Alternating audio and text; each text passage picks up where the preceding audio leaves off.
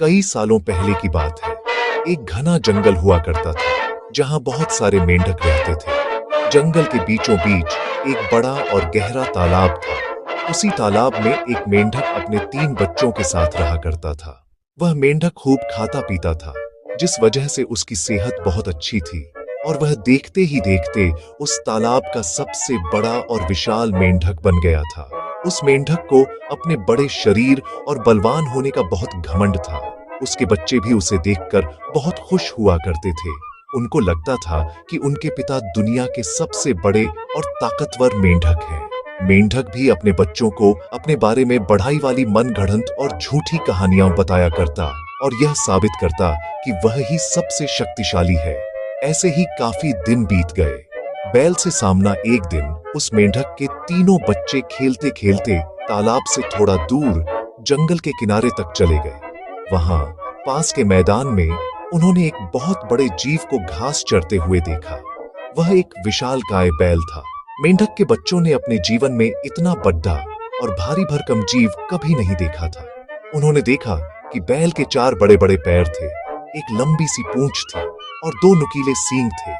उसका शरीर इतना विशाल था कि उनके पिता का शरीर उसके सामने कुछ भी नहीं था।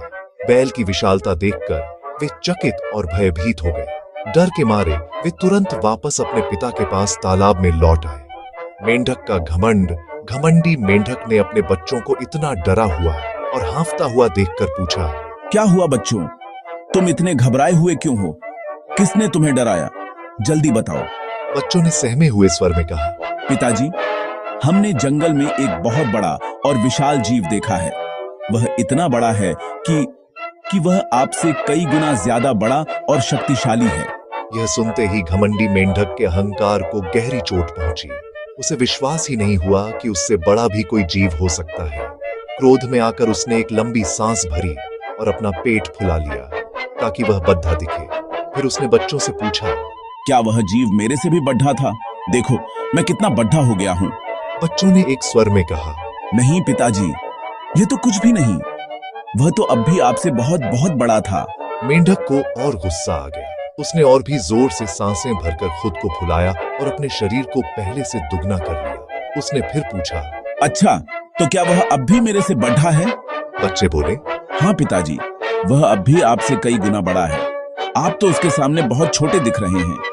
घमंड का अंजाम यह सुनकर मेंढक को ऐसा लगा मानो उसका घमंड टूटकर चूर चूर हो गया हो।